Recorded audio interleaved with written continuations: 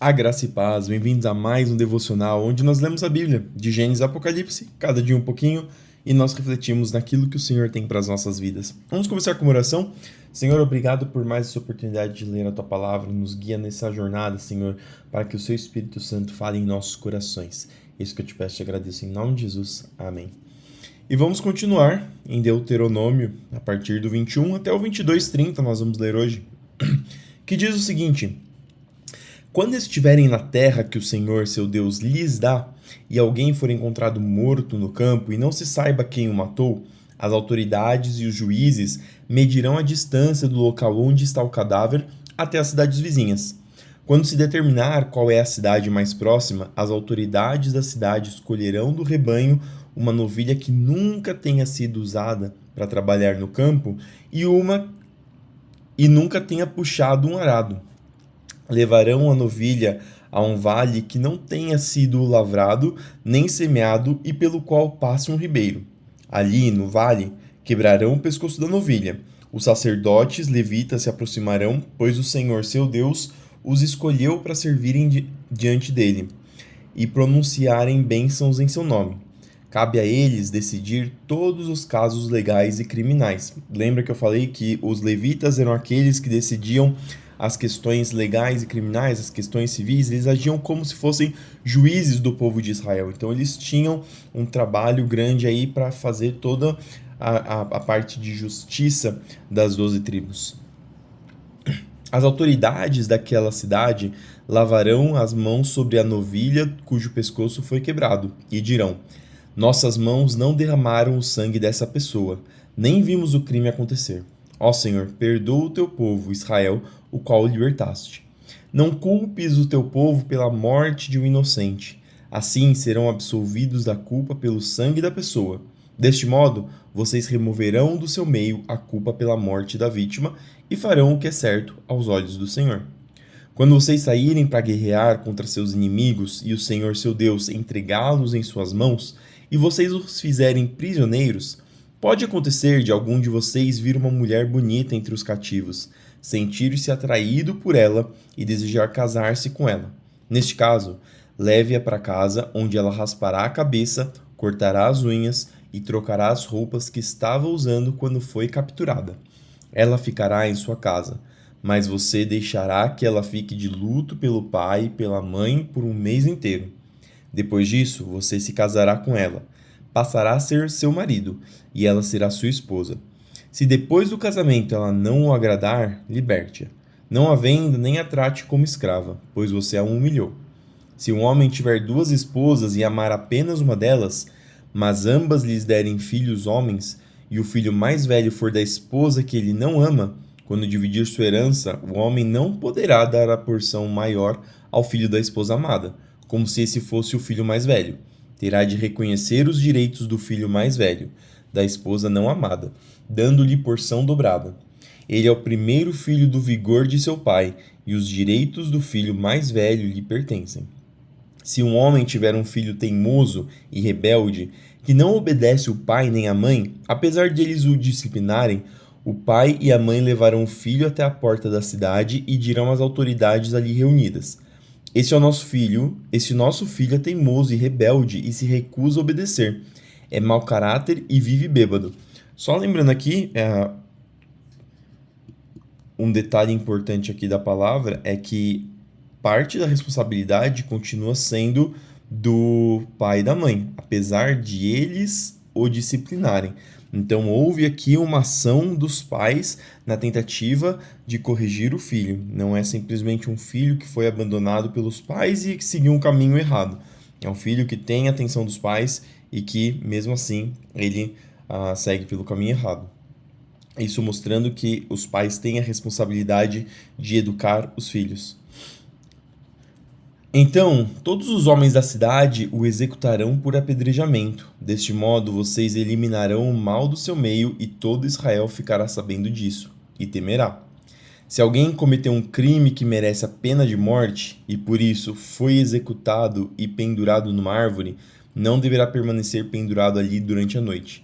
Enterrem o corpo no mesmo dia, pois todo aquele que é pendurado é maldito aos olhos de Deus, E aqui eu até marquei em algum outro momento para ver que isso aqui é algo que também expressa sobre Jesus, que fala um pouco sobre Jesus, porque para Deus, aquele que foi pendurado é considerado maldito aos olhos de Deus, e Jesus, ele foi pendurado no madeiro, foi pendurado na cruz, e por conta disso ele passou a ser maldito aos olhos de Deus. Isso foi necessário para que a ira de Deus caísse sobre Jesus, para que Jesus tomasse sobre si os nossos pecados, para que Jesus tomasse sobre si a nossa culpa. Ele se tornou maldito em nosso lugar. Deste modo, vocês evitarão a contaminação da terra que o Senhor, seu Deus, lhes dá como herança. Se você vir solto por aí o boi ou a ovelha de um israelita, não fuja de sua responsabilidade. Devolva o animal ao dono. Se o dono não morar por perto ou se você não o conhecer, leve o animal para sua casa e fique com ele até o dono vir procurá-lo. Então, devolva o animal. Faça o mesmo se encontrar um jumento, uma peça de roupa ou qualquer outra coisa que alguém tenha perdido. Não fuja de sua responsabilidade. Se você vir o jumento ou o boi de um israelita caído no caminho, não o ignore. Vá e ajude o dono a levantar o animal. A mulher não deve usar roupas de homem e o homem não deve usar roupas de mulher. Quem age desse modo é detestável aos olhos do Senhor seu Deus. Se acontecer de você encontrar o ninho de um pássaro numa árvore ou no chão, e houver nele filhotes ou ovos que a mãe esteja chocando, não leve a mãe junto com os filhotes. Leve os filhotes, mas deixe a mãe, para que você prospere e tenha vida longa. Quando você construir uma casa nova, coloque um parapeito em torno do terraço. Deste modo, se alguém cair do terraço você e sua família não serão culpados pela morte da vítima. Aqui ele está ensinando que nós deveríamos até pensar naquilo que poderia causar o mal em alguém. Então aqui, quando você está construindo uma casa nova, coloque um parapeito. É de responsabilidade nossa pensar no nosso próximo. Isso entra em acordo com o segundo mandamento mais importante, que é ame o seu próximo como você ama a si mesmo. Não plantem nenhuma outra semente entre as videiras em seu vinhedo. Se o fizerem, estarão proibidos de usar tanto as uvas desse vinhedo como os frutos da outra plantação que semearam. Não arem a terra com um boi e um jumento preso no mesmo jugo. Jugo é aquele item que é colocado no pescoço dos animais para que ele possa puxar o arado. Então, quando ele fala de jugo desigual, significa que o jugo, a peça está colocada em dois animais de modo desigual e um vai puxar mais ou outro, eles vão se torcer, não vai dar certo. Então, para um jugo estar igual, para que um jugo funcionar de maneira correta, é necessário que os animais estejam alinhados no mesmo propósito, na mesma altura, com as mesmas condições, para que o jugo fique reto e assim ele siga da mesma maneira. Não usem roupas feitas de fios de lã e linho entrelaçados. Coloquem franjas nas 4 pontas do manto com a qual você se cobre. Se um homem se casar com uma mulher e depois de ter relações com ela, rejeitá-la e acusá-la publicamente de conduta vergonhosa, dizendo: quando me casei com essa mulher, descobri que ela não era virgem. Então o pai e a mãe da mulher levarão a prova da virgindade da filha até a porta da cidade, onde as autoridades estarão reunidas. O pai lhe dirá: dei minha filha em casamento a este homem, e agora ele a rejeitou. Acusou-a de conduta vergonhosa, dizendo: descobri que sua filha não era virgem. Aqui está, porém, a prova da virgindade de minha filha. Então os pais estenderão o lençol da filha diante das autoridades, e eles pegarão o homem e o castigarão. Também lhe aplicarão uma multa de 100 peças de prata que ele pagará ao pai da mulher, uma vez que acusou publicamente de conduta vergonhosa uma virgem de Israel. Ela continuará a ser esposa do homem e ele jamais poderá se divorciar dela. Mas se as acusações do homem forem verdadeiras e ele puder provar que a mulher não era virgem, então ela será levada até a porta da casa de seu pai e ali será executada por apedrejamento pelos homens da cidade. Ela cometeu um crime vergonhoso em Israel, praticando imoralidade sexual enquanto vivia na casa de seus pais. Deste modo, vocês eliminarão o mal do seu meio. Se um homem for flagrado cometendo adultério, ele e a mulher terão de morrer. Desse modo, vocês eliminarão o mal do meio de Israel. Se um homem encontrar uma moça virgem, prometida em casamento, e tiver relações sexuais com ela dentro da cidade, levem os dois para a porta da cidade e executem-nos por apedrejamento. A mulher é culpada porque não gritou por socorro, e o homem deverá morrer porque humilhou a esposa de outro homem. Deste modo, vocês eliminarão o mal do seu meio. Aqui, no caso, ele está falando quando a mulher é condizente com aquele ato. Nesse sentido de não gritou por socorro, significa que não foi uma ação apenas de um lado, mas foi ação condizente dos dois lados. Mas se o homem encontrar a moça prometida em casamento no campo e a violentar, somente o homem deverá ser morto. Não façam nada à moça, não cometeu crime algum que mereça a pena de morte. É tão inocente quanto uma vítima de homicídio. Uma vez que o homem a violentou no campo, deve-se presumir que ela gritou, mas não houve quem a socorresse. Se um homem tiver relações com uma moça virgem, mas que não esteja prometida em casamento, e eles forem descobertos, o homem pagará ao pai da moça 50 peças de prata. Uma vez que ele humilhou a moça, se casará com ela e jamais poderá se divorciar. Nenhum homem tomará por mulher alguém que foi esposa de seu pai, pois isso desonraria seu pai. Lucas 9:51 até o 10:12.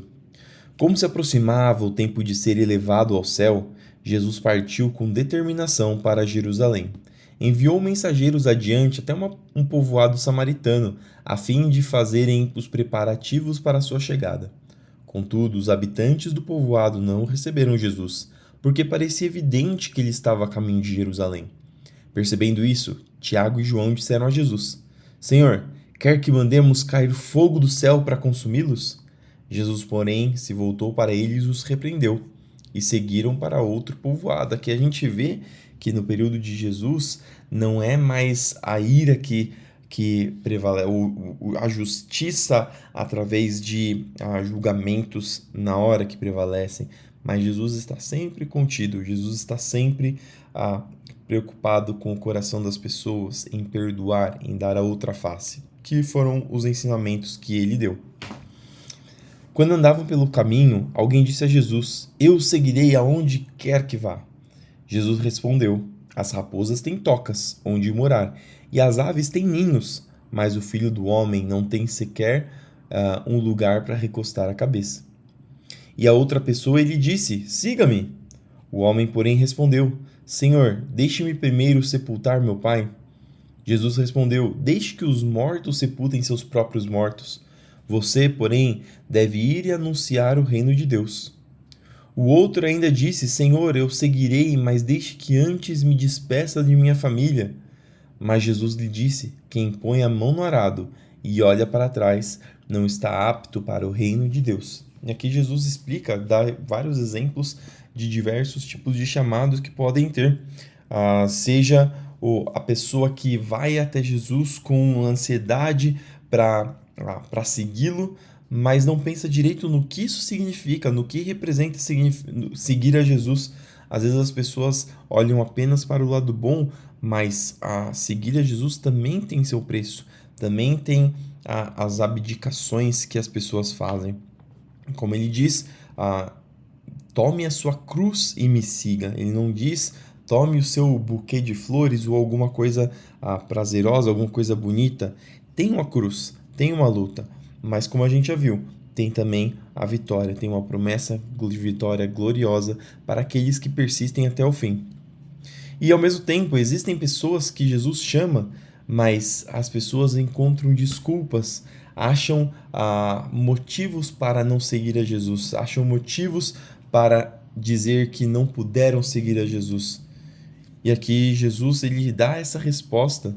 Ele diz que deixe os mortos sepultarem seus próprios mortos, pense naquilo que realmente importa, pense naquilo que vai te levar para o caminho da verdade. Quem põe a mão no arado e olha para trás não está apto para o reino de Deus. Nós temos que ir para o reino nós temos que batalhar para o reino de Deus com vontade, não como alguém que pensa em desistir, não como alguém que olha para trás. Nós precisamos ter na mente de que o que nós fazemos para Jesus tem que ter responsabilidade e tem que ter a vontade de seguir e a firmeza de não parar e não olhar para trás. Depois disso, o Senhor escolheu outros 72 discípulos e os enviou adiante, 2 a 2, às cidades e aos lugares que ele planejava visitar. Essas foram suas instruções: a colheita é grande, mas os trabalhadores são poucos. Orem ao Senhor da colheita, peçam que ele envie mais trabalhadores para seus campos. Agora vão e lembrem-se de que eu os envio como cordeiros no meio de lobos. Não levem dinheiro algum, nem bolsa de viagem, nem um par de sandálias extras, e não se detenham para cumprimentar ninguém pelo caminho. Quando entrarem numa casa, digam primeiro que a paz de Deus esteja nessa casa. Se os que vivem ali forem gente de paz, a bênção permanecerá. Se não forem, a bênção voltará a vocês. Permaneçam naquela casa e comam e bebam o que lhe derem, pois quem trabalha merece seu salário. Não fique mudando de casa em casa. Quando entrarem numa cidade e ela os receber bem, comam o que lhes oferecerem. Curem os enfermos e digam-lhes: agora o reino de Deus chegou até vocês. Mas se uma cidade se recusar a recebê-los, saiam pelas ruas e digam: limpamos de nossos pés até o pó dessa cidade em sinal de reprovação. E saibam disso, o reino de Deus chegou. Eu lhes garanto que no dia do juízo, até Sodoma será tratada com menos rigor que aquela cidade. Salmo 74, do 1 ao 23, Salmo de Asaf. Ó Deus, por que nos rejeitaste por tanto tempo? Por que é tão intensa tua ira contra as ovelhas de teu pasto? Lembra-te que somos o povo que adquiriste muito tempo atrás, a tribo que resgataste como tua propriedade. Lembra-te ainda do Monte Sião, a tua habitação. Caminha pelas ruínas assustadoras da cidade. Vê como o inimigo destruiu teu santuário. Ali teus inimigos deram gritos de vitória, ali hastearam suas bandeiras de guerra, usaram seus machados como lenhadores do bosque. Com machados e picaretas despedaçaram os painéis entalhados. Incendiaram todo o teu santuário, profanaram o lugar de habitação do teu nome. Pensaram: vamos destruir tudo, e queimaram todos os lugares de adoração a Deus. Já não vemos teus sinais, não há mais profetas, e ninguém sabe quando isso acabará. Até quando, ó Deus, permitirás que nossos inimigos te insultem? Acaso deixarás que blasfemem teu nome para sempre? Por que retém tua forte mão direita? Estende-a com poder e destrói-os. Tu, ó Senhor, és meu rei desde a antiguidade e trazes salvação à terra.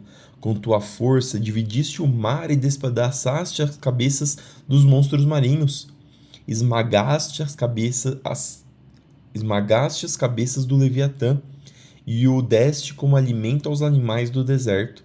Fizestes jorrar fontes e riachos e secaste rios de águas torrenciais. Tanto o dia como a noite pertencem a ti. Criaste a luz das estrelas e o sol, determinaste o limite da terra e fizeste o verão e o inverno. Vê como os inimigos te insultam, Senhor. Uma nação insensata blasfemou teu nome. Não permita que esses animais selvagens destruam tua pomba. Não te esqueças para sempre de teu povo aflito. Lembra-te das promessas de aliança, pois a terra está cheia de escuridão e violência. Não permitas que os oprimidos voltem a ser humilhados. Em vez disso, que os pobres e os necessitados louvem teu nome. Levanta-te, ó Deus, e defende tua causa. Lembra-te de como esses tolos te insultam o dia todo. Não ignores o que teus inimigos disseram, nem o tumulto que cresce sem parar. E por fim, Provérbios 12, 11. Quem trabalha com dedicação tem fartura de alimento. Quem corre atrás de fantasias não tem juízo. E essas foram as palavras que nós tínhamos para hoje. Espero que elas falem no seu coração para que você continue meditando nelas durante o dia. Vamos fazer uma oração para terminar esse momento. Senhor, obrigado por mais essa oportunidade de te louvar, de ler a tua palavra, de aprender mais de ti, de dedicar esse nosso tempo em adoração, mesmo que seja para que nós recebamos de ti uma porção. Senhor, abençoa o nosso dia para que aquilo que nós formos fazer seja para a Tua glória, seja o nosso trabalho, nossos estudos, nossos afazeres domésticos, tudo que nós fizermos, que seja guiado, conduzidos pela Tua vontade, pela Tua forte mão. Senhor, abençoa os enfermos, os doentes, para que o Senhor possa entrar com providência. Visite aquele que está no hospital, para que o Senhor restaure a saúde, para que o Senhor traga, Senhor, avivamento para aquela pessoa, para o coração, para a alma que está quebrada, Senhor, para que o Senhor conserte, para que o Senhor junte os pedaços, Senhor, e traga, Senhor, alívio para o sofrimento. Abençoa aqueles que estão necessitando de uma porta aberta, Senhor, para que o Senhor entre com providência e seja o sustento na vida daquela pessoa. Senhor, continua conosco, nos abençoando e nos guiando conforme a Tua vontade. Que nós possamos continuar lutando contra o pecado, para que nós possamos continuar anunciando o Teu reino. Nos dê estratégias e vontade, Senhor, de pregar o Teu evangelho. Isso que eu te peço e te agradeço. Em nome de Jesus. Amém. Que Deus te abençoe, que o seu dia seja um dia abençoado, que tudo que você fizer prospere e que nós não esqueçamos de que tudo que nós fizermos tem que ser para a glória do Senhor. Seja o nosso louvor, seja a nossa adoração, mas seja também o nosso trabalho, seja nossas ações, seja como nós tratamos os nossos vizinhos, nossos amigos, nossos familiares, para que tudo reflita a glória de Deus sobre as nossas vidas. Fique com Deus e até amanhã para mais um devocional.